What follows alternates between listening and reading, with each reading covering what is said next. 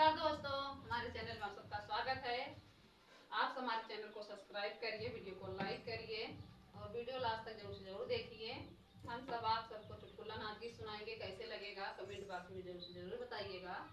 चलिए सुनाते हैं। फाटल बा चलिया